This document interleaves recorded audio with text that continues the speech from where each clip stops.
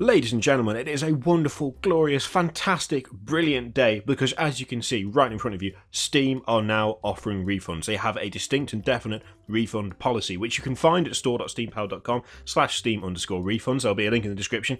And, well, why am I making this video? Well, it's, I guess, just to kind of guide you through it so that you've got a quick reference as to how it works, and also, frankly, because I'm thrilled that this has happened. It's been a long time coming. I think Steam should have actually done, well, Valve should have done this a lot earlier, especially given EA's approach to refunds on Origin, but it's finally happening. It's a massive step forward for consumers.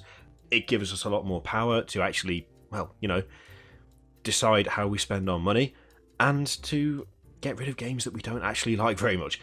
So, we're just going to go through it quickly. I'll blast through it so you know what's going on.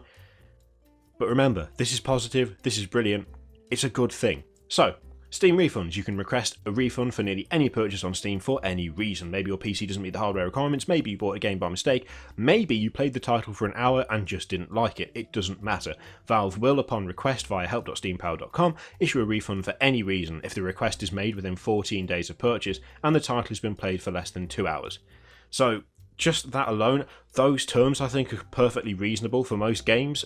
You are going to get a good idea as to whether or not you A, can run it, B, like it, or C, feel you have the time to play it within that time. I mean, if you've played it for an hour and a half and decided it's not for you, then I think you're entitled to a refund, and obviously Valve agrees, which is fantastic. I think 14 days is a reasonable amount of time as well.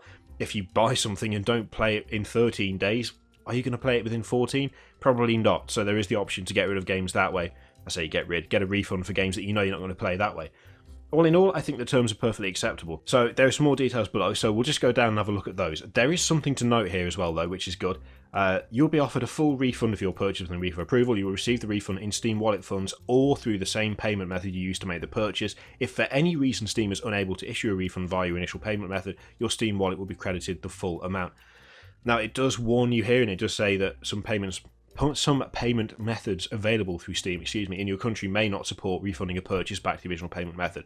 There is a full list there of countries and how that works, so it's going to be worth checking that just in case. But the fact that they're going to be actually attempting to refund the amount paid back into the original purchase method, i.e. credit card, debit card, PayPal, whatever, that's actually really good. I was expecting this to just be a Steam Wallet thing, which wouldn't have been perfect, but would have been better than what they had before. But no, it's actually, you will get the money back, I guess, properly most of the time. So, where refunds apply. Steam refund offer within 2 weeks of purchasing with less than 2 hours playtime applies to games and software applications on the Steam store. Here's an overview of how refunds work with other types of purchase. So this is actually really good as well. It applies to DLC.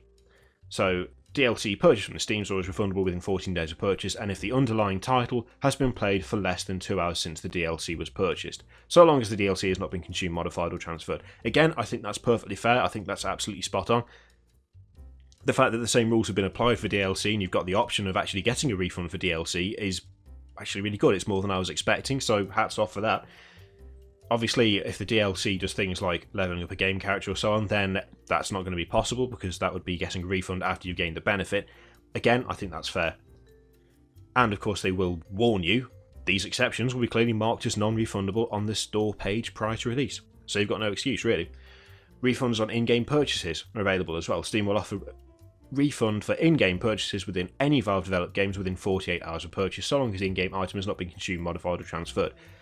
I actually wasn't expecting them to do that at all. That's actually really good. So if you buy something, say, I guess in Dota 2 would be a good example, and you don't like it, you can actually get a refund on that. Obviously, third-party developers will have the option to enable refunds for in-game items on these terms. Not all third-party developers are going to go for this. That's something to remember straight off. If you're someone who does do a lot of in-game purchases, then there's a good chance that third-party developers won't jump onto this option because, well, why would they?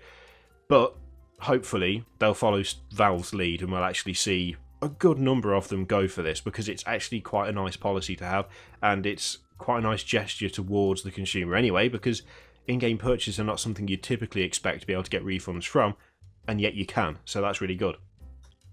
Refunds on pre-purchase titles. When you pre-purchase a title on Steam and have paid for the title in advance, you can request a refund at any time prior to release of that title, and the standard 14-day 2-hour refund period also applies starting on the game's release date. Again, perfectly fair, that's really good. And of course, refunds on Steam Wallet funds is expected, and that's what you can do, luckily. However, if you've used any of those funds, you're not going to get a refund, so it's not going to work like that. You can't stick 10 quid on your Steam Wallet, spend 5 quid of it, and then ask for a refund. They're not stupid. That's not going to work. The same policy essentially applies to bundles, 14 days, 2 hours, which, again, is fair enough. There are some obvious exceptions, but they make sense, really. So, purchases made outside of Steam, you can't refund those because you didn't pay Steam for them. So, why would you even expect that? I don't know, you'd have to be mental.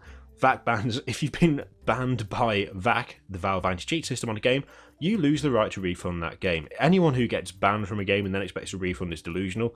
That's absolutely fine. Movies, I don't know why you can't get a refund from movies on Steam at this point. It could be any number of reasons, but at the moment they're exempt from it.